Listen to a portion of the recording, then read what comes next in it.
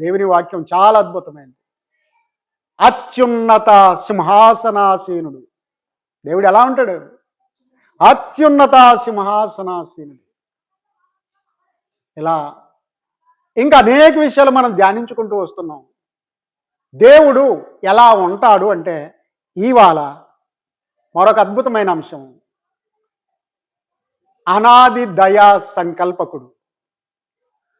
అనాది దయా సంకల్పకుడు. స్కూల్కి వెళ్ళాలి. స్కూల్లో ఎన్ని పీరియడ్స్ ఉంటాయి బాలసుందరం? ఎన్ని పీరియడ్స్ ఉంటాయి స్కూల్లో? 8. గమనించారా? కరెక్ట్గా స్కూల్కి వెళ్ళిన తర్వాత దాని టైం ప్రకారంగా సిస్టమేటిక్గా జరుగుద్ది. ప్రేయర్ ఉంటుంది.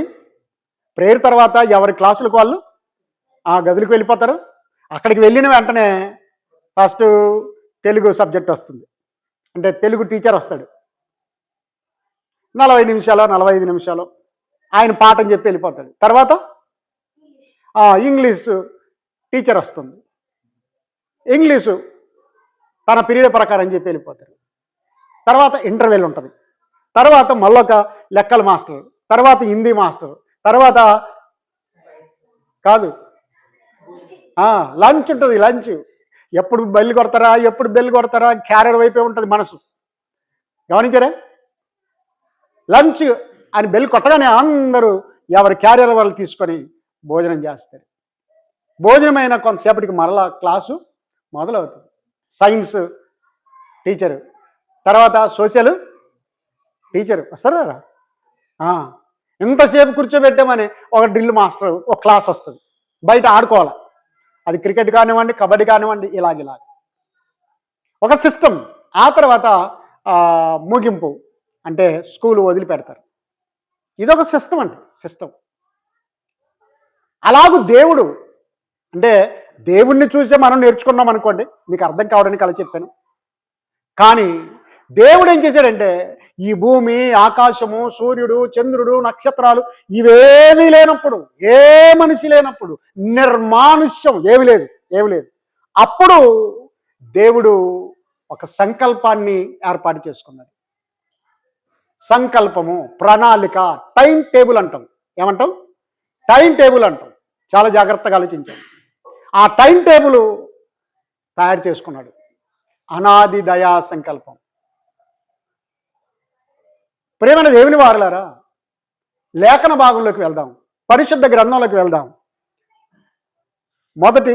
2వ దినవృత్తాంతాల గ్రంథము 5వ అధ్యాయము 13వ వచనం. 2వ దినవృత్తాంతాల గ్రంథము 5వ అధ్యాయము 13వ వచనం. 5వ అధ్యాయము 13వ వచనం. వారితో కూడా బూరలు ఊదు యాజకులు 120 మంది నిలిచిరి.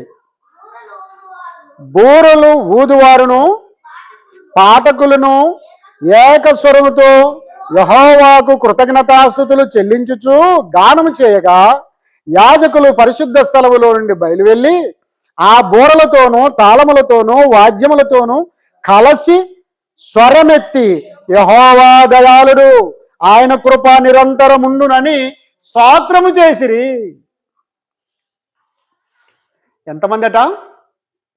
120 మంది అండి. ఎంతమంది? 120 మంది యాజకులు, పాఠకులు స్వరాలెత్తి వాయిద్యాలతో ఏం చేశారట? యెహోవా దయాళుడు, ఆయన కృప నిరంతరముండునని స్తోత్రము చేసిరి. దేవుడికి ఎప్పుడు వందనాలు కాదండి. మనుషులకు విశ్వాసులకు మధ్య ఒకరికొకరు వందనాలు చెప్పుకోవాలి. కానీ దేవుడి విషయాలకు వచ్చేటప్పటికి వందనాలు కాదు, ఆయనకు స్తోత్రం చెప్పాలి. ఏం చెప్పాలి? స్తోత్రం. అందుకొరకే వారందరూ కలసి ఏకస్వరముతో, అంటే ఒకేసారి పాడారటండి. మనం ఏం చేస్తాం తెలుసా? ఒకరు పాట పాడుతూ ఉంటే మిగతా వాళ్ళు బైబిల్ చూసుకుంటున్నాం, పాటల బుక్ చూసుకుంటున్నాం, సెల్లు చూసుకుంటున్నాం ఉంటాం. కానీ వాళ్ళు అలా చేయలేదు. వారందరూ కలిసి ఏక స్వరంతో యెహోవా దయాళుడు, ఆయన కృప నిరంతరముండును అని స్తోత్రం చేశారు. చూసారా? ఒకే స్వరంతో అందరు కలిసి పాడినప్పుడు ఎంత గంభీరంగా ఉంటుందంటే చాలా గంభీరంగా ఉంటుందండి. చాలా ఆనందంగా ఉంటుంది.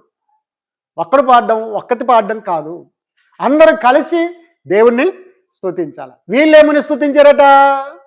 యెహోవా దయాళుడు అంటే దయ కలిగిన వాడు. చాలా జాగ్రత్తగా ఆలోచించండి. దయ ఎప్పుడు అవసరం అవుతుందో తెలుసా? మన దగ్గర ఏమీ లేనప్పుడు, మనకు సహాయం అవసరమైనప్పుడు, మనం ఇబ్బందుల్లో ఉన్నప్పుడు, ఎటూ పాలుపోని స్థితిలో ఉన్నప్పుడు మరొకరి దయ కావాలి.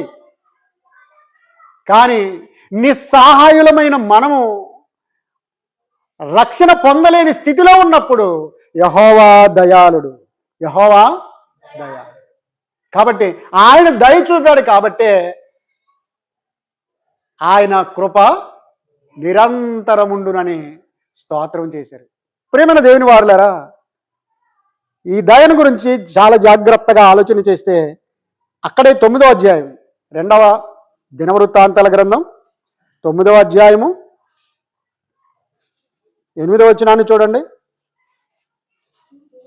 9వ అధ్యాయము 8వ వచనం కొంచెం పెద్దగానే ఉంటుంది.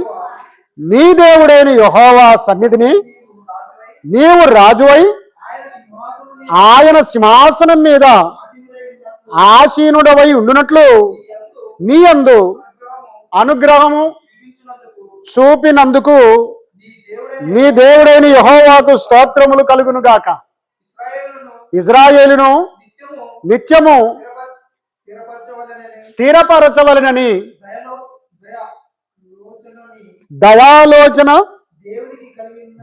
నీ దేవునికి కలిగి ఉన్నందున నీతి న్యాయములను జరిగించుటకై ఆయన నిన్ను వారి మీద రాజుగా నియమించను అని చెప్పారు. కొన్ని నిమిషాలు చాలా జాగ్రత్తగా వినండి. శబాదేశపు రాణి సొలొమోను జ్ఞానాన్ని, సొలొమోను ప్రఖ్యాతిని విని సొలొమోను ఆయన కట్టించిన మందిరాన్ని చూడడానికి వచ్చింది. దేవునికి స్తోత్రం. శబాదేశపు రాణి వచ్చి ఈ మాటలు అంటుందండి. మొదట దేవుని దయ వల్ల ఇశ్రాయేలీయులకు సౌలును రాజుగా చేశాడు. ఆ తర్వాత ఎవరిని చేశాడు? సౌలు రాజు తర్వాత ఎవరు? దావీదును రాజుగా చేశాడు. ఇప్పుడు మీరు బాగా ఆలోచించాలి. ఎక్కడో గాడిదలు తప్పిపోతే గాడిదలను వెతకటానికి వెళ్ళిన సౌలును ఇశ్రాయేలు గద్దె పైన ఉంచాడు దేవుడు. దావీదు యెషై కుమారుల్లో 7వ లేదా చివరివాడు. ఆ చివరివాడు ఎక్కడో గొర్రెలు కాసుకునేవాడిని తీసుకొని వచ్చి ఎక్కడ పెట్టాడు దేవుడు? ఇశ్రాయేలు గద్దెపై ఉంచాడు. 40 సంవత్సరాలు ఇశ్రాయేలుకు రాజుగా చేశాడు. ఇప్పుడు సొలొమోను గారిని దేవుడు ఏం చేశాడంటే, ఎక్కడో దావీదు ఉపపత్నికి పుట్టినవాడు, పాలమునకు వెలుపలుండదగిన సొలొమోనుని దేవుడు ఎన్నుకొని ఇశ్రాయేలీయుల మీద రాజుగా ఉంచాడు. దేవుని కార్యములు బాగా ఆశ్చర్యకరములండి. వాడేమండి ఉపపత్నికి పుట్టినవాడు అని మానవ సమాజం అంటుంది, తిరస్కరిస్తుంది. కానీ దేవుడు అతన్ని సెలెక్ట్ చేసుకున్నాడు. వాడేంటండి గొర్రెలు కాసేవాడని దావీదుని అనుకున్నారు. కానీ దేవుడు అతన్నే సెలెక్ట్ చేసుకున్నాడు, ఇశ్రాయేలుకు రాజుగా చేశాడు. కాబట్టి శబాదేశపు రాణి వచ్చినప్పుడు ఏమంటుంది? మరోసారి ఆ వచనం చదవండి. 8వ వచనం. నీ దేవుడైన యెహోవా సన్నిధిని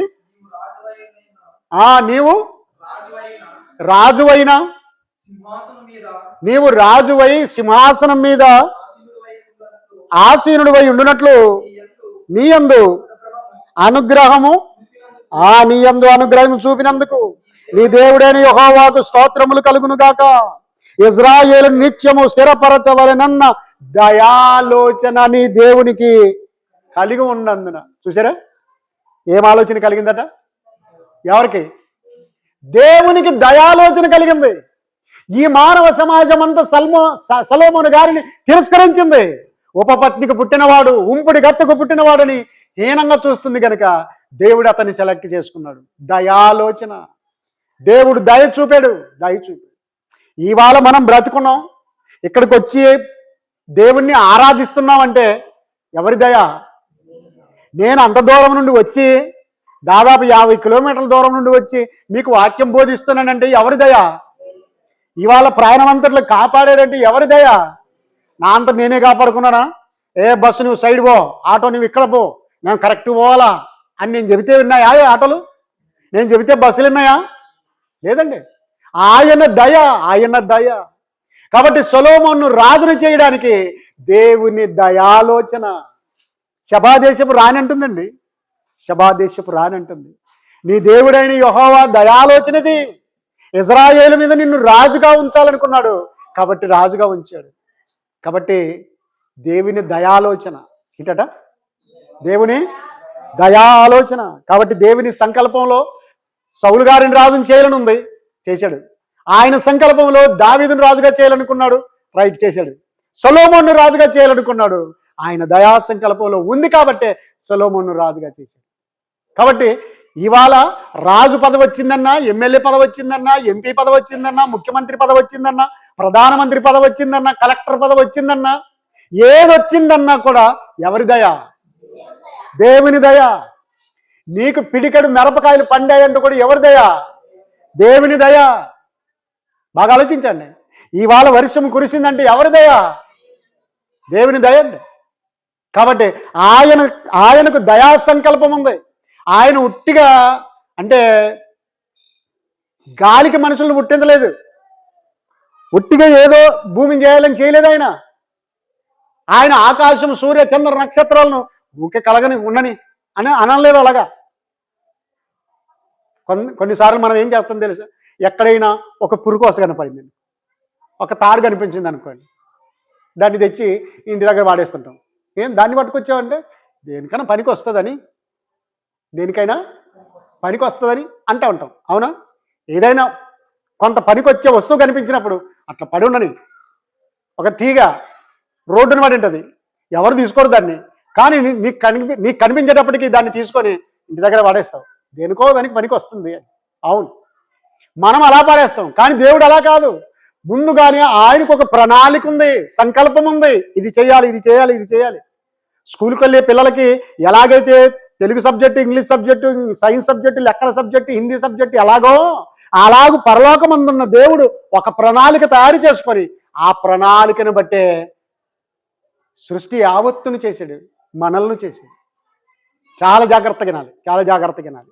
అందుకొరకే యాజకులైన వారు 120 మంది కలిసి ఒకే స్వరంతో, ఏక స్వరంతో యెహోవా దయాళుడు, ఆయన కృప నిరంతరముండును అని స్తోత్రం చేశారు. దానికి స్తోత్రం.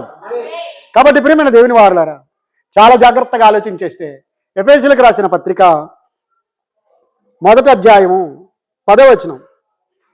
ఎఫెసీయులకు రాసిన పత్రిక 1వ అధ్యాయము 10వ వచనం చూడండి.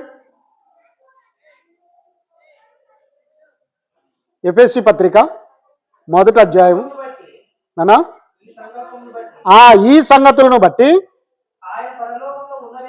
ఆయన పరలోకంలో ఉన్నవే గాని భూమి మీద ఉన్నవే గాని సమస్తమును క్రీస్తునందు ఏకముగా సమకూర్చవలనని తనలో తాను నిర్ణయించుకొనెను. డెసిషన్ అయిపోయింది. ఎలా సంకల్పము, ఎలా ఆయన ప్రణాళిక అంటే పరలోకంలో ఉన్నవే గాని, పరలోకంలో ఏమేమి ఉన్నాయో మనమైతే వెళ్ళి చూడలేదు, ఇంకా వెళ్ళవలసి ఉంది.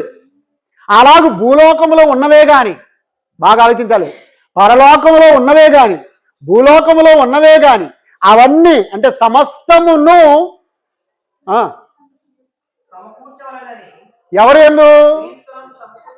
ఎవరి యందు ఒక ప్రణాళిక ఉంది. బాగా ఆలోచించాలి. ఆ ప్రణాళికకి ఇదేది పుట్టక మునుపు ప్రణాళిక అనే పేరు, సంకల్పం అనే పేరు. కానీ ఆ ప్రణాళికకు ఒకరోజు రూపం ఇచ్చాడు. ఆ రూపమే యేసుక్రీస్తు. ఆ రూపమే యేసుక్రీస్తు వారు. టైం టేబుల్ మాత్రమే తయారు చేసి పెట్టుకున్నాడు.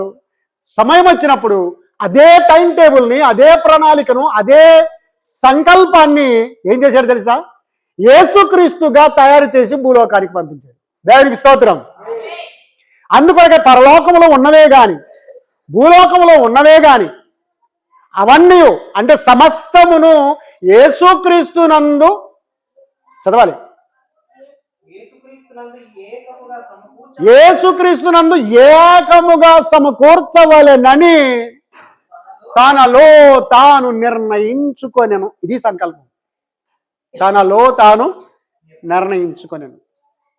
దేవుడా, ఎవరు సలహా ఇవ్వలేదు దేవుడికి. దేవుడా భూమిని ఇట్లా చేయి, దేవుడా ఆకాశం ఇట్లా చేస్తే బాగుంటుంది అని ఎవడు సలహా ఇవ్వలేదు, ఆయనకు అడ్వైజ్ ఇవ్వలేదు.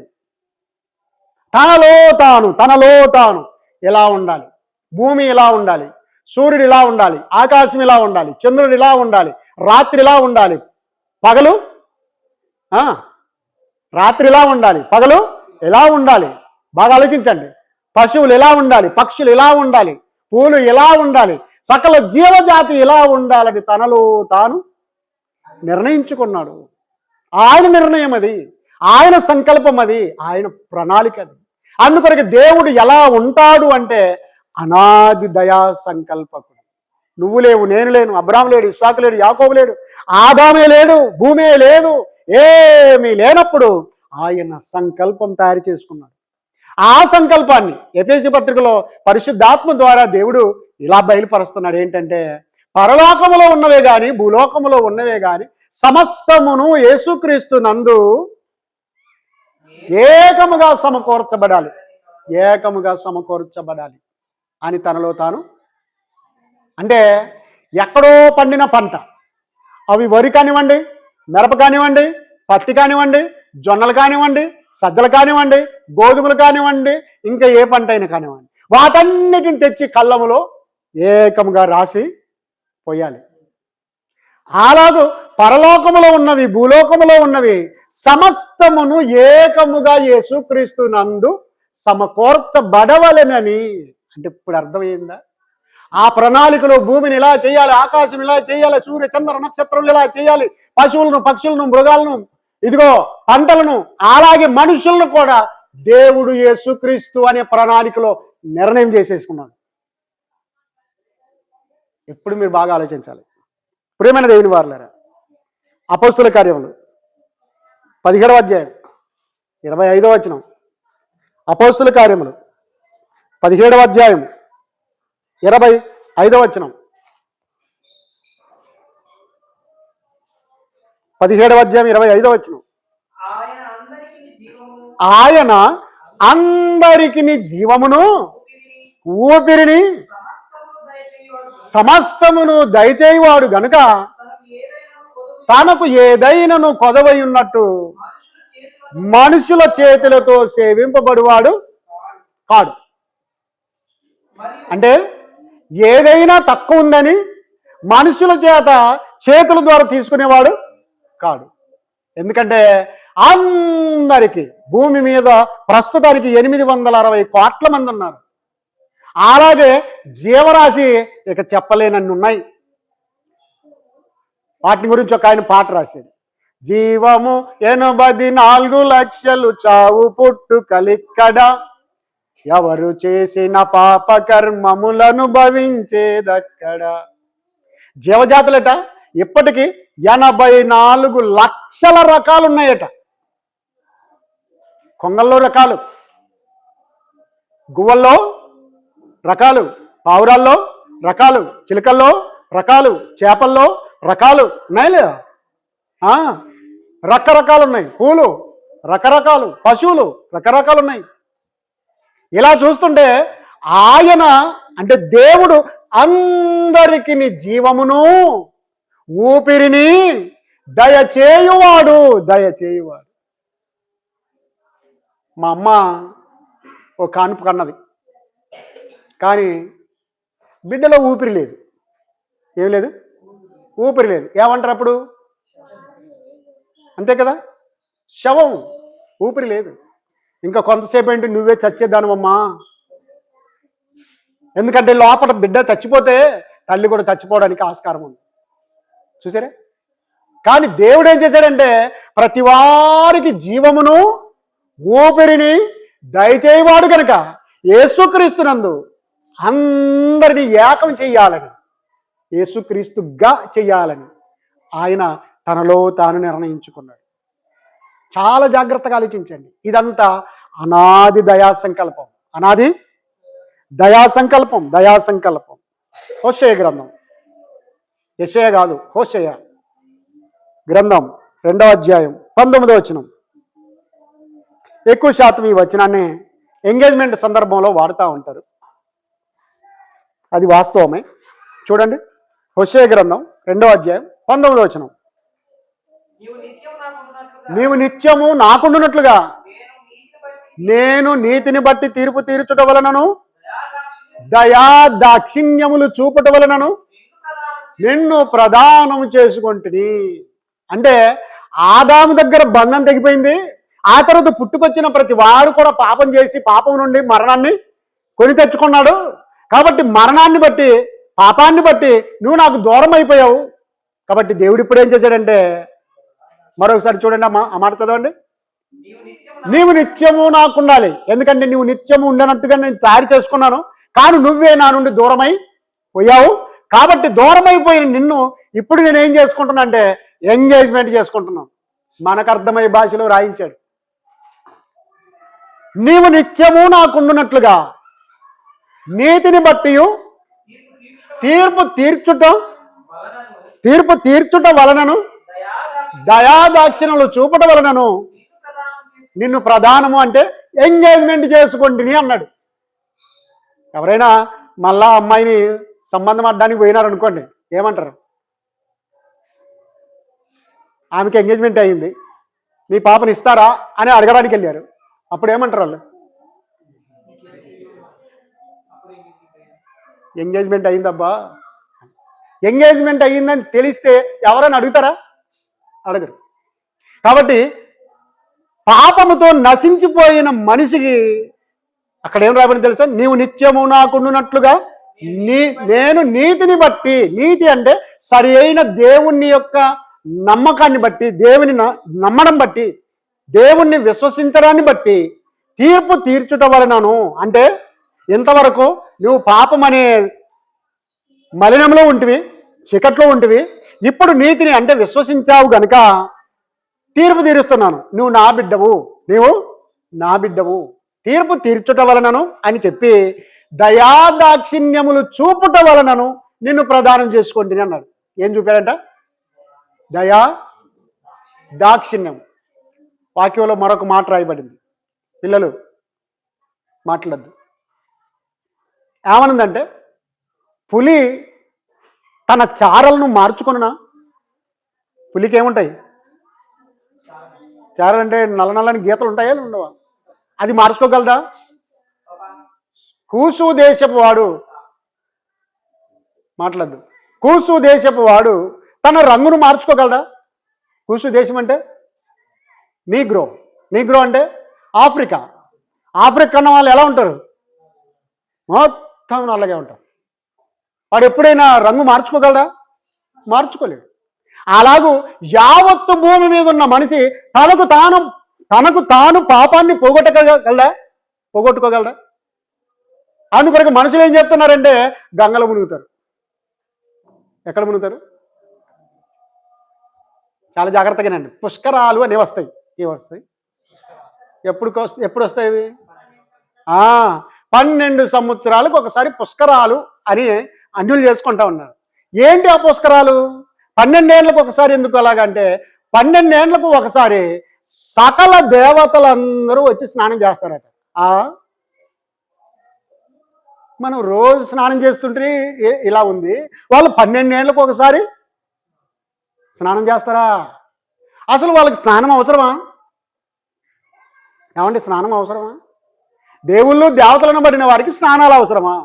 రైట్, వాళ్ళ విషయం మనకెందుకు.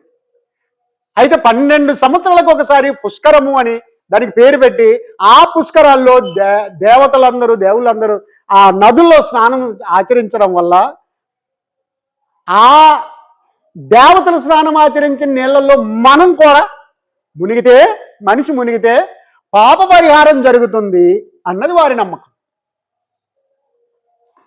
కాబట్టి అట్టి దేవతలు విడిచిన మురికంతా వీళ్ళు వేసుకుంటే కరెక్ట్ అవుతుంది అనమాట. వారే పాపులు నీళ్ళలో మునిగితే పాపం పోద్దా? మరి మనం అనవచ్చు, మనం కూడా నీళ్ళలో ముంచుతాం కదండి, తండ్రి కుమార పరిశుద్ధాత్మ. మరి ఎట్లా పోతుంది పాపం? ఒకడు క్రీస్తుని గూర్చి వినాలి, విన్న తర్వాత విశ్వసించాలి. ఉట్టికి నీళ్ళలో మునగని చెప్పట్లేదు ఇక్కడ. విశ్వసించిన తర్వాత మారు మనసు పొందాలి. మారు మనసు పొందిన తర్వాత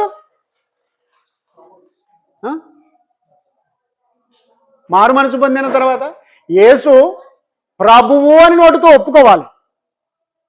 ఆ తర్వాత తండ్రి కుమార పరిశుద్ధాత్మ నామంలో బాప్టిజం పొందాలి. అప్పుడు రక్షణ వస్తుంది. కానీ ఊరికి నీళ్ళలో మునిగితే మాకు రక్షణ వస్తుంది అనుకుంటే రోజు నీళ్ళలో మునిగి రావచ్చు. గమనించారా? ఒకసారి కొందరికి బావిలో బాప్టిజం ఇస్తా ఉన్నాం.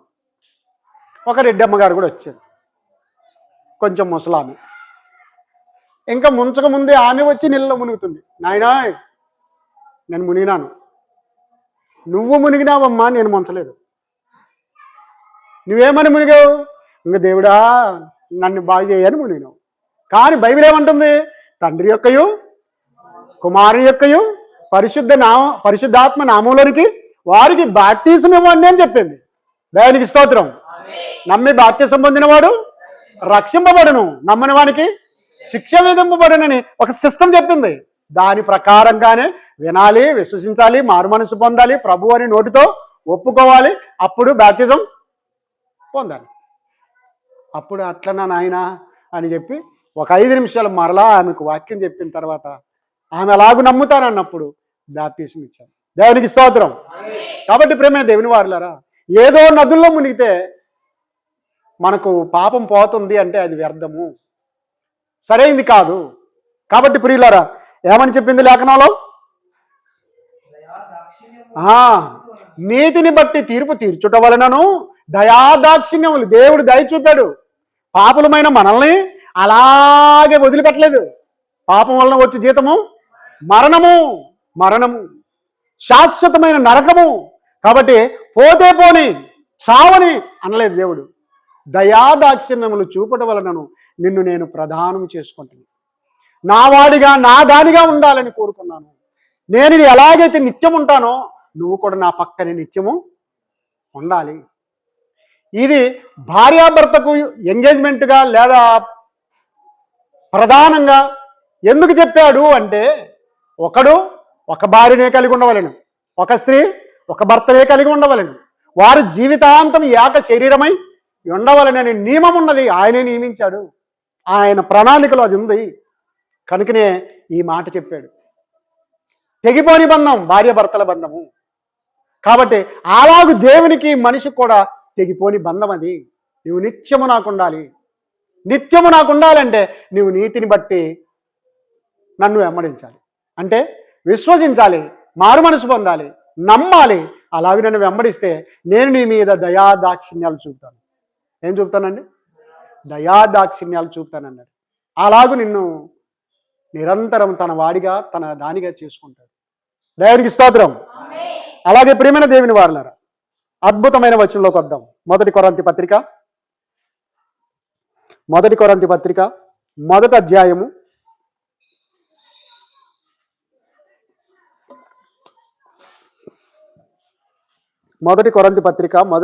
21వ వచనం.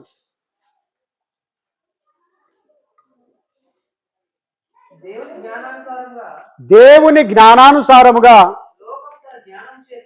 లోకము తన జ్ఞానం చేత దేవునిని ఎరుగకుండినందున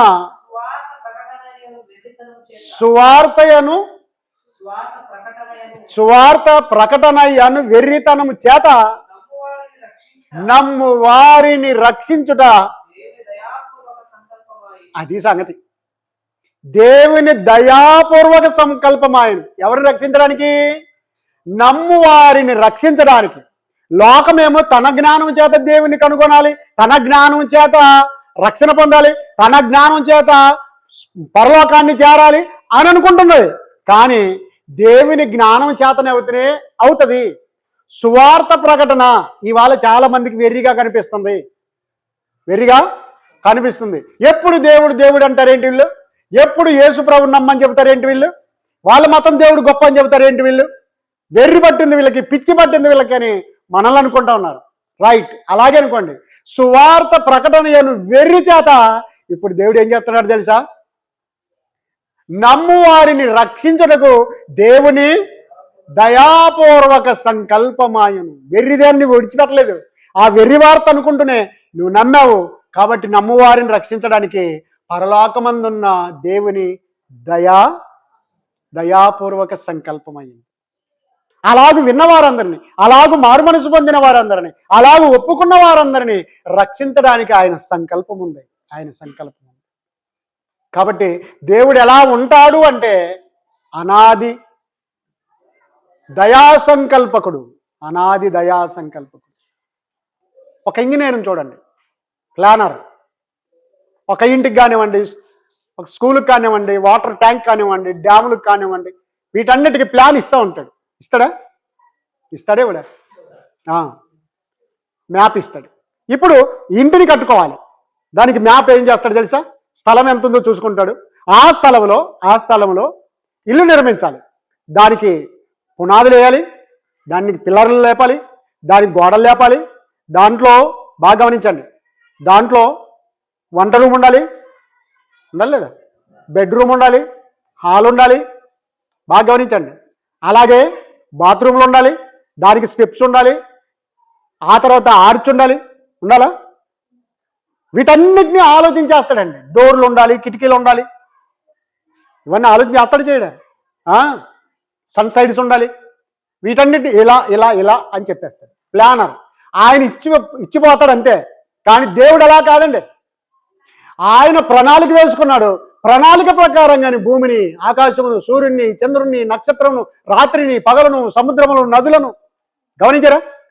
అలాగే పశువులను, పక్షులను, పూలను, చెట్లను ఇలా ప్రతిదానిని ఆయన సంకల్పము చొప్పున చేశాడు. ఈ మనుషుల్ని సంకల్పం ప్రకారంగానే చేశాడు. ఇప్పుడు మీరు బాగా ఆలోచించాలి. భూమి మీద ఆ కులం, ఈ కులం, ఆ మతం, ఈ మతం అని చెప్పుకుంటాం. తెల్లవాళ్ళు నల్లవాళ్ళని చెప్పుకుంటా ఉన్నారు, ఉన్నవాళ్ళు లేని వాళ్ళు అని చెప్పుకుంటున్నారు, బీదలు దరిద్రులు కోటీశ్వరులని చెప్పుకుంటున్నారు. అవునా? అందరికీ దేవుడు ముక్కు ఇట్లనే చేశాడు. అవునా?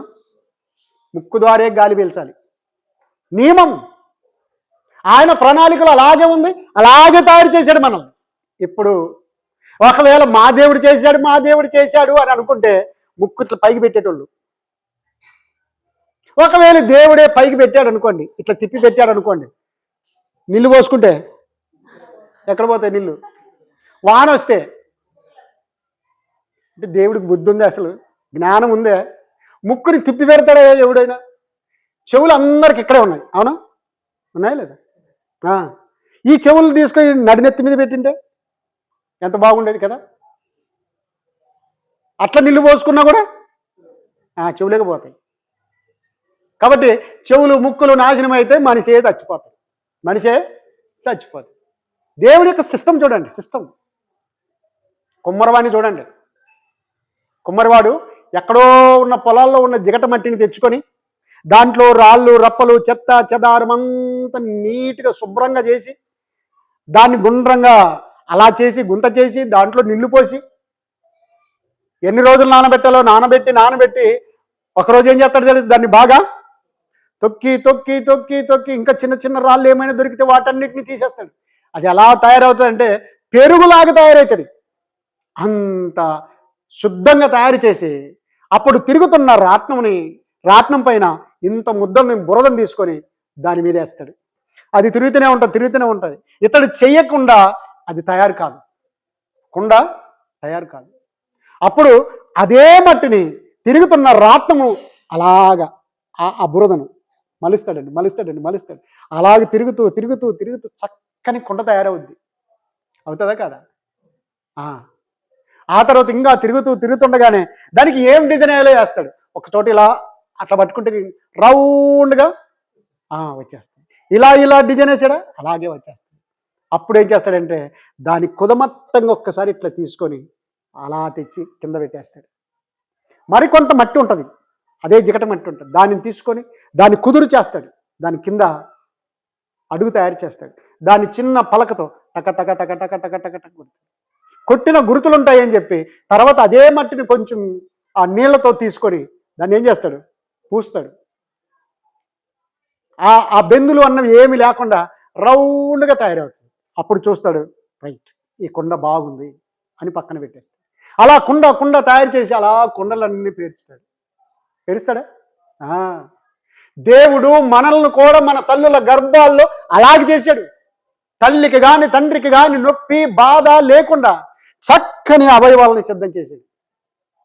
అరికాలు మొదలుకొని నడినెత్తి వరకు చిన్న కూనగా ఆయన తయారు చేశాడు.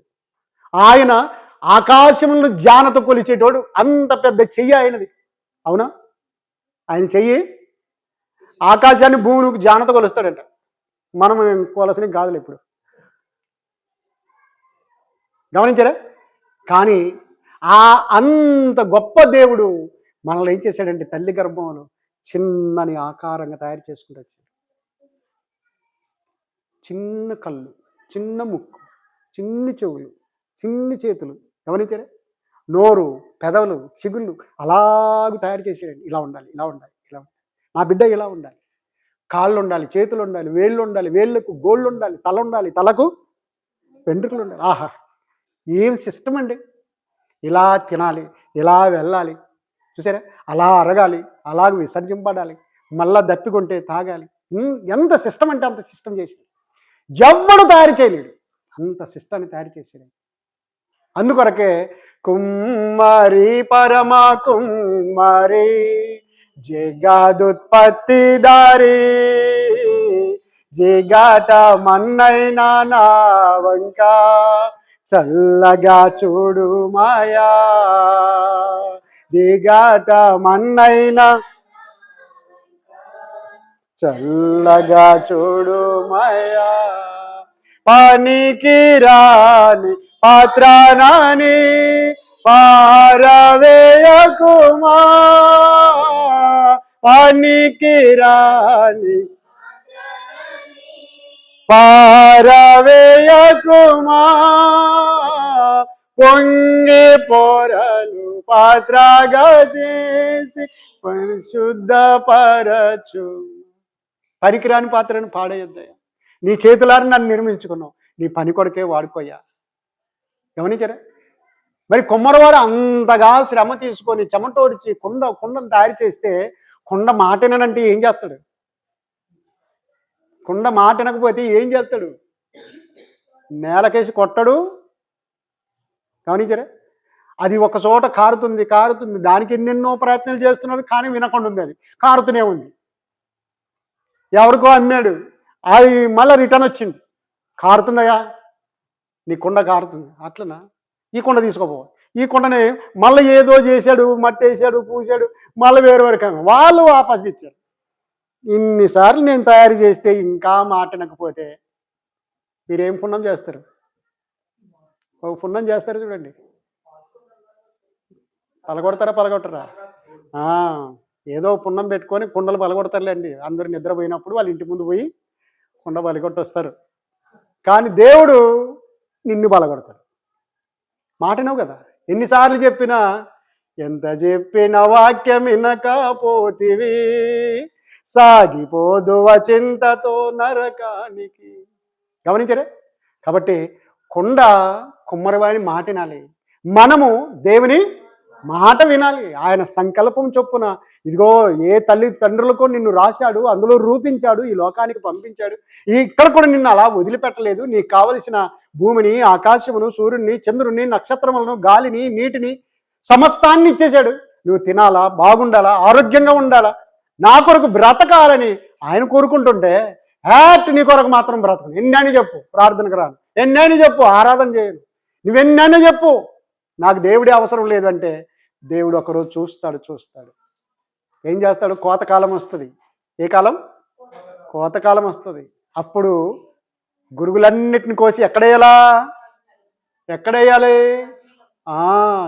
గనిమన వేయాలి, ఒడ్డున వేయాలి. అట్టే పెట్టండి, అట్టే పెట్టండి, కట్టలు కట్టలు కట్టి అట్టే పెట్టండి. వస్తా వస్తా ఒక్కసారి చిన్న అగ్గిపుల్ల గీస్తే చాలు, ఇక్కడి నుంచి కర్నూలు దాకా ఉన్నా కూడా అదేమైపోతుంది? అగ్గిపుల్ల అంత పెద్ద అగ్గిపుల్ల కావాలనా? చిన్నది చాలు, అంతే. వనమంతా నాశనమైనట్టు ఆ రోజు ఆయన తీర్పు తీరుస్తాడు. కాబట్టి ప్రేమైన దేవుని వారలారా, చాలా జాగ్రత్తగా ఆలోచించండి. ఎఫెసీ పత్రిక 1వ అధ్యాయం 5-6 వచనాలు కలిసే ఉన్నాయి చూడండి. ఎఫెసీ పత్రిక 1వ అధ్యాయం 5-6 వచనాలు. ఎట్లనగా తన ప్రియుని ద్వారా తాను ఉచితముగా మనకు అనుగ్రహించిన తన కృపా మహిమకు కీర్తి కలిగినట్లు తన చిత్త ప్రకారమైన దయా సంకల్పము చొప్పున యేసుక్రీస్తు ద్వారా తనకు కుమారులుగా స్వీకరించుటకై మనలను ముందుగా తన కోసము నిర్ణయించుకొని మనము తన ఎదుట పరిశుద్ధులమును నిర్దోషులమునై ఉండవలెనని జగత్తు పునాది వేయబడక మునిపే ఆయన క్రీస్తులో మనలను ఎవరిలో ఇప్పుడు మీరు బాగా ఆలోచించాలి. చార్ట్లో ఉంది ప్రణాళిక, అంటే సంకల్పము, టైం టేబుల్ ఎలాగుంది. ఆ టైం టేబుల్లో భూమిని, సూర్యుని, చంద్రుని, నక్షత్రాలను గమనించారా? సకల దేవదూతలను, అలాగే మనుషులందరినీ, పక్షులందరినీ, ఇలాగూ సర్వ సృష్టిని తన సంకల్పములో ఏర్పాటు చేసుకున్నాడు. అప్పటికి ఆయనకు యేసుక్రీస్తు అని పేరు లేదు, ప్రణాళిక, సంకల్పము. ఆ సంకల్పానికి ఒకానొక సమయం వచ్చినప్పుడు, కాలము పరిపూర్ణమైనప్పుడు, ఏంటట కాలము పరిపూర్ణమైనప్పుడు తాను ఒక కాలాన్ని నిర్ణయించాడు, ఆ కాలం పరిపూర్ణమైంది. అప్పుడు తన కుమారుడైన యేసుక్రీస్తుని ఈ లోకమునకు పంపాడు. ఎప్పుడు పంపాడట? కాలం పరిపూర్ణమైంది. తాను అనుకున్న ఒక కాలం పెట్టాడు. ఆ కాలం లోపల వాళ్ళందరూ రక్షణ పొందుతారనుకున్నాడు, కానీ రక్షణ పొందలేదు. వారికి ధర్మశాస్త్రాన్ని ఇచ్చాడు, కానీ దాని ద్వారా కూడా వారు రక్షింపబడలేదు, ధర్మశాస్త్రాన్ని నెరవేర్చలేదు. కనుక ఇప్పుడు తన కుమారుడు అంటే సంకల్పానికి ఆకారం ఇచ్చాడు. హెబ్రీ పత్రికలో ఏమని రాయబడింది తెలుసా? దేవా, నీ చిత్తము నెరవేర్చుటకు నీవు నాకు ఒక శరీరమును అమర్చితివి. అంతవరకు అప్పుడు శరీరం లేదు, నాకు శరీరము లేదు. దేవా, నీ చిత్తము నెరవేర్చుటకు ఇదిగో నేను వచ్చి ఉన్నాను. నీవు నాకు ఒక శరీరమును అమర్చితివి. మనం కూడా ఆత్మలము. ఈ శరీరాన్ని ఆయన ధరింపజేశాడు. ఇవి పంచభూతములు, ఇది దేవదూతల శరీరము. బాగా గమనించండి. భూమి, ఆకాశం, సూర్యుడు, చంద్రుడు, నక్షత్రాలు అన్ని ఇందులో ఉన్నాయి. దీంతో శరీరాన్ని చేశాడు. మరలా ఇది మట్టికి వెళ్ళిపోతుంది. కానీ ఆత్మ తాను దయచేసిన దేవుని యొద్దకు వెళ్ళాలి. కానీ దేవుని నమ్ముకుంటే వెళ్ళుద్ది. ఆయన కుమారుడిని యేసుక్రీస్తును ప్రభు అని నమ్మితే వెళ్తావు. నమ్మి మారు మనసు పొంది ఆయన కొరకు బ్రతికితే వెళ్తావు. లేదంటే ఆత్మ చావని, అగ్ని ఆరని లోకానికి జారుకుంటావు. కాబట్టి ఇక్కడేమని తెలుసా? యేసుక్రీస్తు ద్వారా తనకు కుమారులుగా స్వీకరించుటకై మనలను ముందుగా నిర్ణయించుకొని, ముందుగా అంటే ఎంత ముందుగా? జగత్తు పునాది వేయబడక మునిపే ఆయన క్రీస్తులో మనలను ఎక్కడ నిర్ణయించుకున్నాడట? క్రీస్తులో నిర్ణయించుకున్నాడు. అప్పటికింకా క్రీస్తు రాలేదు, అప్పటికింకా మనం రాలేదు, ఆదామే రాలేదు, భూమే రాలేదు, ఏమీ కలగలేదు. అప్పుడు నిర్ణయించుకున్నాడు. జగత్తు పునాది వేయబడక మునిపే ఆయన క్రీస్తులో, అంటే ఆయన అంటే దేవుడు, క్రీస్తు అంటే ఆయన కుమారుడు. ఆయన ప్రణాళికలో రెడీ చేసి పెట్టుకున్నాడు. కాబట్టి కాలం పరిపూర్ణమైనప్పుడు అదే ప్రణాళికకు శరీరాన్ని అమర్చి కన్యమేరీ గర్భంలోకి పంపించాడు.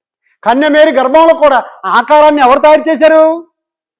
యేసుక్రీస్తుకు 2 కళ్ళు ఉండాలి, ముక్కు ఉండాలి, చెవులు ఉండాలి, కాళ్ళు ఉండాలి, చేతులు ఉండాలి, ఈ సర్వ అవయవాలు ఉండాలి, తినాలి, త్రాగాలి, అరిగించాలి అని ఇవన్నీ ఎవరు పెట్టారు? దేవుడు రూపించాడు.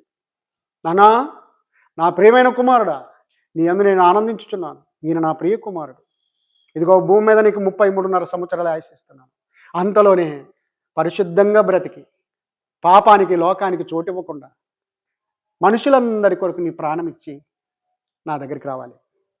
నీవు ఒకవేళ ప్రాణం ఇచ్చి చనిపోయినా తిరిగి లేపుకుంటాను, నేనే లేపుకుంటాను. ఎందుకంటే ఈ మనుషులందరూ కూడా నీ యందు విశ్వాసం ఉంచితే తిరిగి దేవుడే లేపుకుంటాడని వారందరూ నమ్మాలి.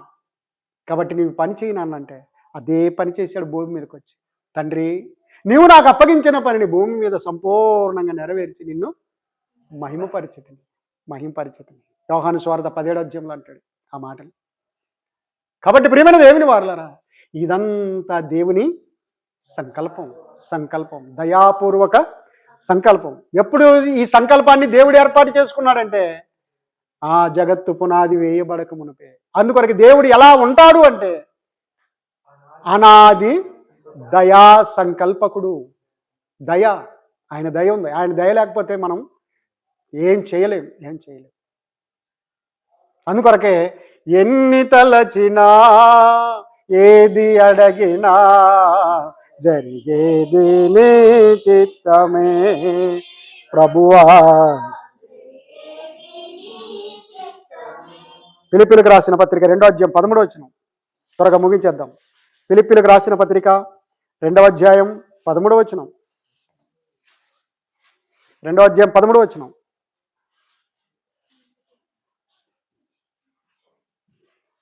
ఫిలిప్పీలకు రాసిన పత్రిక 2వ అధ్యాయం 13వ వచనం.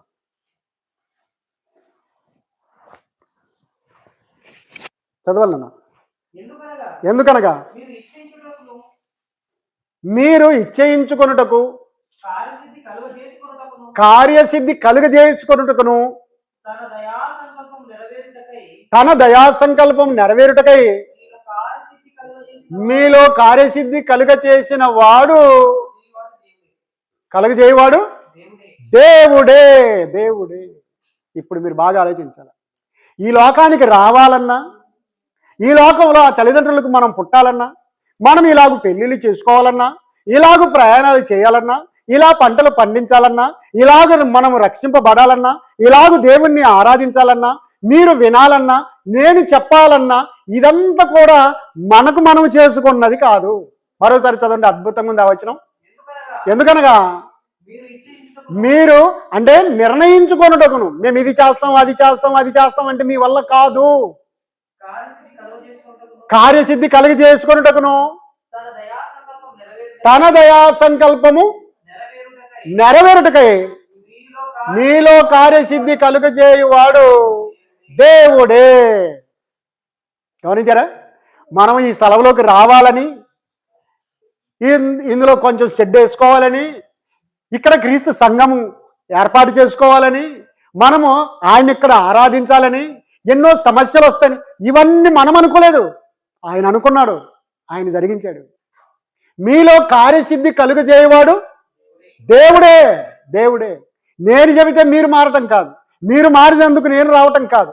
ఇదంతా కూడా జరగడానికి కార్యసిద్ధి కలుగజేయవాడు. ఒక ఆయన నాతో ఎప్పుడు చూసినా అంటూ ఉంటాడు, సంఘాన్ని అభివృద్ధి చేయాలా సార్, సంఘాన్ని బాగా అభివృద్ధి చేశారు, సంఘాన్ని అభివృద్ధి. సమాధానం చెప్పలేకపోతున్నాను. సంఘాన్ని అభివృద్ధి నేను ఎలా చేయాలి? వెళ్తున్నాను, వాక్యం చెబుతున్నాను, నమ్మిన వారికి బాప్టిజం ఇస్తున్నాను. మరి అభివృద్ధి చేయాలి. ఎప్పుడు చూసినా అంటాను సంఘాన్ని బాగా అభివృద్ధి చేయాలి. ఆలోచన చేశాను, నిజంగా అభివృద్ధి నేను చేయాలా? ఎలా ఉంటుంది? ఎలా అభివృద్ధి చేయాలా? చర్చ్ బిల్డింగ్ని ఇంకో 20 అడుగులు పెంచితే అభివృద్ధి చెందినట్ట? ఇది కాదు. అందుకొరకే నా జ్ఞాపకం వచ్చింది. ఒకరోజు ఫోన్ చేసినప్పుడు నేను పాట ఎత్తుకున్నా. హలో సార్, వందనాలు సార్ అనలేదు. ఏమన్నాను తెలుసా? ఫోన్ ఎత్తిన వెంటనే, ఎత్తినది ఒకరు, నీరు పోసింది వేరొకరు, ఎరువు వేసింది ఎవరైనను, వృద్ధి చేసింది. అది సంగతి. వృద్ధి చేయాల్సింది ఎవరు? అందుకొరకే పౌలు గారు అంటారు, ఇదిగో పౌలు విత్తెను, అపోల్లో నీళ్ళు పోసాను, మరి ఒకడు దానికి ఎరువు వేసాను, వృద్ధి కలుగజేయవాడు దేవుడే అన్నాడు. వృద్ధి కలుగజేయవాడు దేవుడే. కాబట్టి మనం 5-6 సంవత్సరాలుగా ప్రయాసపడుతున్నాం. మనం ప్రయాసపడితే వృద్ధి కాదు ఇది. ఎవరు చేయాలా? ఎవరు చేయాలా? దేవుడు చేయాలి. అందుకొరకే ఆ వచనం ఏమనుంది? మీలో కార్యసిద్ధి కలుగజేయవాడు దేవుడే. మొదటి నుంచి చదవండి, చాలా అద్భుతంగా ఉంది. ఎందుకనగా మీరు నిశ్చయించుటకును, అంటే నిశ్చయించుటకును, కార్యసిద్ధి కలిగజేయుటకును, తన దయా సంకల్పము నెరవేరుటకై మీలో కార్యసిద్ధి కలుగజేయవాడు దేవుడే. నువ్వు మారాలన్నా, నువ్వు నమ్మాలన్నా, నువ్వు ఆరాధనకు రావాలన్నా, దేవుణ్ణి ఆరాధించాలన్నా, దేవుని ద్వారా దీవెనలు పొందాలన్నా, నేను వాక్యం చెప్పాలన్నా, వాక్యం ప్రకారం మనం నడవాలన్నా, దేవుని కార్యం సంకల్పం నెరవేర్చాలి అంటే ఆ విధంగా కార్యసిద్ధి కలుగజేయవాడు దేవుడు. కొన్నిసార్లు మన వాళ్ళు అంటూ ఉంటారు, ఏదైనా గొడవలు పడినప్పుడు, నిన్ను చేసుకొని చస్తే నాకు మంచి మంచి వాళ్ళని ఇస్తామండ్రి, ఉద్యోగస్తురాలను ఇస్తామండ్రి, నన్ను కూడా ఉద్యోగస్తునికి ఇస్తామండ్రి అని ఆయమంటది. ఈయనట్టే అంటాడు, నిన్ను చేసుకొని కొంపలిట్టున్నాను కానీ లేకపోతే నాది రాజబతుకు అని ఆమె అంటది, ఈయన అంటాడు. అంటారనరా? ఈలాగు దేవుని సంకల్పము నెరవేర్చడానికి కార్యసిద్ధి కలుగజేసిన వాడు దేవుడే. ఆయన నిన్ను తనను జతపరిస్తే నువ్వేమో రాజుని చేసుకుంటుంటే, నేనేమో కలెక్టర్ని చేసుకుంటుంటే, నాకు కలెక్టర్ని ఇస్తామనండి. కాదు. దేవుడు నిర్ణయించింది ఇదే. ఇందులోనే సంతోషం, ఇందులోనే ఆనందం, ఇందులోనే ఆశీర్వాదం ఉంది. అవన్నీ పక్కన పెట్టేసి నువ్వేమో ఏదో గొడవల్లో దేవుని సంకల్పాన్ని మరిచిపోయి తొంగలో తొక్కేసి ఇలా ఉండేవాడిని, ఇలా ఉండేదాన్ని. నో, ఇవన్నీ వ్యర్థమైన మాటలు, పనికి మాలిన మాటలు. ఇంకొక మాటలు చెప్పదలిస్తే ఉప్పుకు రాని మాటలు అంటుంటారు. ఉప్పు కూడా రాదు ఈ మాటలు. కాబట్టి ఇవి కాదండి దేవుని సంకల్పము. నీకు నన్ను భార్యగా చేశాడు, నీకు నన్ను భర్తగా చేశాడు, నీకు ఇదిగో తల్లిని చేశాడు, తండ్రిని చేశాడు, పిల్లల్ని ఇలాగిచ్చాడు, రైట్. పిల్లల్ని ఇవ్వలేదనుకో, రైట్. ఇలాగే దేవుడు ఉంచాడు. ఇది దేవుని సంకల్పం. అబ్రహాముకు కూడా దేవుని సంకల్పం అది, ఇస్సాకుకు దేవుని సంకల్పం అది, ఆదాముకు దేవుని సంకల్పం అది. ఇవన్నీ కూడా దేవుని సంకల్పం. ఎవరి సంకల్పం అండి? అందుకొరకే దేవుడు ఎలా ఉంటాడు అంటే అనాది దయా సంకల్పకుడు. అనాది దయా సంకల్పకుడు. 2వ తిమోతి 1వ అధ్యాయం 9వ వచనం. 2వ తిమోతి 1వ అధ్యాయం 9వ వచనం. మన క్రియలను బట్టి కాక తన స్వకీయ సంకల్పమును బట్టి అనాది కాలముననే క్రీస్తు యేసునందు మనకు అనుగ్రహింపబడిన క్రీస్తు యేసుని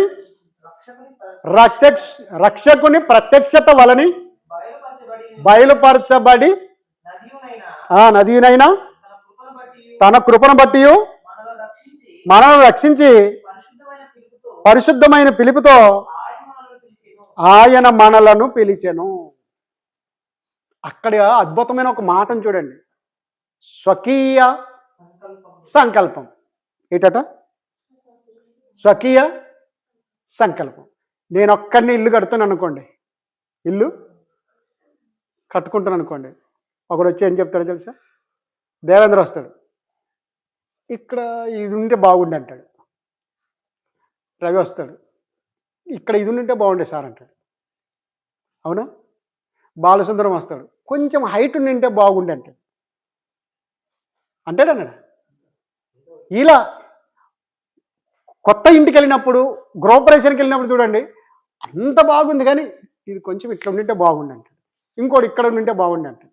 ఇక్కడ అసలు ఇది కట్టరాదు, ఇక్కడ కట్టాలంటాడు. అంటారు లేదా? ఎన్నెన్నో పేర్లు పెడతారు. కానీ దేవుడు ఆ సంకల్పాన్ని ఏం చేశాడంటే స్వకీయ సంకల్పం. స్వకీయ సంకల్పం. దేవుడా నువ్వు మనిషిని చేస్తున్నావు కదా, కొంచెం ఈ 2 చేతులు కాకుండా 8 చేతులు పెట్టింటే బాగుండు అనే ఆలోచన ఆయనకెవడు చెప్పేటోడు లేడు అలాగా. ఎందుకంటే ఆయన స్వకీయ సంకల్పం, అది ఆయన స్వకీయ సంకల్పం. ఆది మానవుడికేమో 930, 969, 950 అలాగే 1000 దగ్గర సంవత్సరాలు ఇవ్వాలనుకున్నాడు. ఆయన సంకల్పం ఇచ్చాడు. ఇప్పుడు మనకేం చేశాడు? 60, 70, అది కూడా గ్యారంటీ లేదు, అలా ఇచ్చాడు అంతే. బాగా గమనించండి. పుట్టిన వెంటనే రేయ్ నువ్వు 10వ తరగతి పరీక్ష రాయాలి చూడు అనే పిల్లగాని చెబితే వాడికేం అర్థం అవుతుంది? గమనించారా? మగ పిల్లగాడు పుట్టాడని చెప్పి రంగులు రంగులు చల్లుకొని సంబరాలు చేసుకునే వాళ్ళు ఉన్నారు లేదా? నాకు కొడుకు పుట్టినాడు, రేపే వాని మీద మీసం దువ్వాల్సి నువ్వు అంటే వానికేం తెలుస్తుంది? దశ సిస్టమ్ పెట్టాడు. బాల్య దశ. ఒకవేళ తల్లి పాలు తాగి వాడు ఎదగాలి, లేదు ఒకటేసారి 40 లీటర్లు పాలు తాగి కానీ వాడు పెద్దగా కావాలి ఈరోజే అంటే కాదు. దేవుడు దానికి ఒక సిస్టమ్ పెట్టాడు ఈ బాడీకి. అలాగూ కొంచెం పెరిగి పిల్లల దశ, ఆ తర్వాత కౌమార దశ, యవ్వన దశ, తర్వాత వృద్ధాప్య దశ. ఆ దశ అయిపోయిన తర్వాత మట్టిలోకి వెళ్ళిపోవాలి. సిస్టమ్ పెట్టాడు. ఆ సిస్టమ్ కాదని ఇప్పటికిప్పుడే నువ్వు ఇంటర్ రాయాలా, డిగ్రీ రాయాలా, కలెక్టర్ రావాలి చూడు, నాకు డిఎస్పీ కావాలి చూడు నువ్వు అంటే కాదు. దేవుడు కూడా ఏం చేశాడంటే మీరు పాలు తాగవలసిన వారే కానీ బలమైన ఆహారము తినవారు కాదు. కాబట్టి వాక్యం అనే పాలతో ఎదగాలి, తెలుసుకోవాలి. తెలుసుకున్న తర్వాత ఆయన గురించి ప్రకటించాలి, ఆయన కొరకు బ్రతకాలి. దేవునికి స్తోత్రం. అందుకొరకు ప్రియమైన దేవుని వారులారా, స్వకీయ సంకల్పము అనాది సంకల్పం అది. కాబట్టి ఆయన సంకల్పాన్ని బట్టి వెళ్ళాలి. చివరి వచనం చదువుకుందాం, ముగించేద్దాం. ఎఫెసీ పత్రిక 2వ అధ్యాయం 10వ వచనం. ఎఫెసీ పత్రిక 2వ అధ్యాయం 10వ వచనం.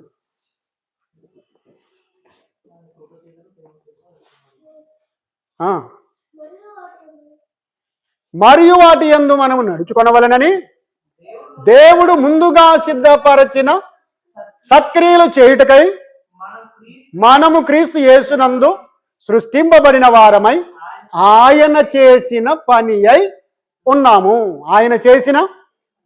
అయి ఉన్నాము. దేవుడు ముందుగా సిద్ధపరిచిన అన్నాడు. ముందుగా అంటే జగత్తు పునాది వేయబడక మునుపు, ఆది కాలంలో కాదు, అనాది కాలంలోనే యేసుక్రీస్తు అని ఒక ప్రణాళికను తయారు చేసుకున్నాడు. ఆ ప్రణాళిక ప్రకారంగానే సృష్టించేశాడు. ఆ సృష్టిలో మనుషులను పంపాడు. ఆ సృష్టిలోనే పితరులను పంపాడు, ప్రవక్తలను పంపాడు, రాజులను పంపాడు, న్యాయాధిపతులను పంపాడు. ఆ తర్వాత చివరికి తన కుమారుడైన యేసుక్రీస్తును పంపాడు. ఆ యేసుక్రీస్తులో ఇప్పుడు మనమందరము కట్టబడాలి. అదే క్రీస్తు సంఘం. సంఘానికి శిరస్సు ఎవరు? క్రీస్తు. మరి సంఘం ఎవరు? ఈ బండలు, రేకులు, ఇదే కదా సంఘం కాదు. మనము సంఘమై ఉన్నాము, మనకు ఆయన శిరస్సు అయి ఉన్నాడు. క్రీస్తుకు శిరస్సు ఎవరు? దేవుడు. కాబట్టి ఈ నిర్మాణం అంతా కూడా మరలా ఆ ప్రణాళిక యేసుక్రీస్తుగా నిర్మాణం కావాలి. ఈ సంఘము ఎత్తబడాలి. అప్పుడు ఆయన సంకల్పం ఉన్న చోటికి వెళ్ళిపోతుంది. అందుకొరకు యేసుక్రీస్తు వారు ఏమన్నారు తెలుసా? జయించు వానిని, ప్రకటన గ్రంథం 3వ అధ్యాయంలో, జయించు వానిని, నేను జయించిన ప్రకారం జయించు వారిని నా సింహాసనం మీద కూర్చుండనిత్తును. దేవునికి స్తోత్రం. కాబట్టి మరలా అక్కడికి వెళ్ళాలి. ఇది దేవుని సంకల్పం. కాబట్టి దేవుడు ఎలా ఉంటాడు అంటే అనాది దయా సంకల్పకుడు. ఆయన సంకల్పాన్ని బట్టి ఇవన్నీ కలిగాయి. ఆయన సంకల్పాన్ని బట్టి మనం వచ్చాం. ఆయన సంకల్పాన్ని బట్టి క్రీస్తు వచ్చాడు. ఆయన సంకల్పాన్ని బట్టే మనము నమ్ముతున్నాం. ఆయన సంకల్పాన్ని బట్టే మరలా ఎత్తబడతాము. కాబట్టి ఆయన ఊరికి గాలికి చేయలేదు, ఉట్టిగా చేయలేదు. భూమి ఉండని గమనించారా? సముద్రాలు ఉండని, నదులు ఉండని, పర్వతాలు ఉండని అని అట్లా చేయలేదు. ఆయనకు ఒక సంకల్పం, ఆ సంకల్పమే యేసుక్రీస్తు. అలా చేశాడు. కాబట్టి అనాదిగా ముందుగా సిద్ధపరిచిన సత్క్రియలు చేయుటకై మనం క్రీస్తు యేసునందు సృష్టింపబడిన వారమై ఆయన చేసిన పని అయి ఉన్నాము. కాబట్టి ఆయన ఇంత పని చేశాడు. మనం ఆయన సంకల్పం చొప్పున ఆయన నమ్ముకొని పరలోకానికి చేరుకోవాలా, ఆయన నమ్ముకోకుండా పాతాళానికి జారుకోవాలా? ఆలోచించండి. ఆయన ఎన్నో ఆశలు మన మీద పెట్టుకొని చేశాడు. ఆయన మరలా తన దగ్గరికి తిరిగి రమ్మని చెబుతా ఉన్నాడు. తిరిగి వచ్చే వాళ్ళగా ఉన్నామా, నాశనానికి వెళ్ళిపోయే వారంగా ఉన్నామా ఆలోచించండి. కాబట్టి దేవుడు ఎలా ఉంటాడు? ఎలా ఉంటాడు? అనాది దయా సంకల్పకుడు. ఏమంటే ఇప్పుడు ఇక్కడ నుండి కర్నూలుకి వెళ్ళాలనుకోండి, హైదరాబాద్కి వెళ్ళాలనుకోండి, ఎక్కడో కొట్టు, మాకేమి ఇప్పుడు ఆధార్ కార్డు ఫ్రీ కదా అని అంటారా? ఎక్కడైనా టికెట్ కొట్టు అంటే, అమ్మా ఎక్కడికి వెళ్తారు? ఏ ఊరు? కర్నూలు అంటారు. కర్నూలు అంటే కొట్టు అంటే ఎవరో అంటారని కర్నూలు కొడతారా? ఏమంటే అక్కడికి వెళ్ళాలా? ఆసుపత్రికా, మీ బంధువుల ఇంటికా, మళ్ళా కనుక్కోవాలి. ఇవన్నీ ఉంటేనే వెళ్ళాలి అక్కడికి. అలాగే పరలోకానికి వెళ్ళాలని ఊరికే కానిలే, మరి పరలోకం అంటారు అందరూ. పరలోకమే. ఎక్కడ పోతాం? పరలోకం. సినిమాలో కూర్చుంటాడు, ఎక్కడ పోతాడు? పరలోకం. వ్యభిచారానికి పోతాడు, దొంగతనానికి పోతాడు, ఎక్కడ పోతాడు? పరలోకం.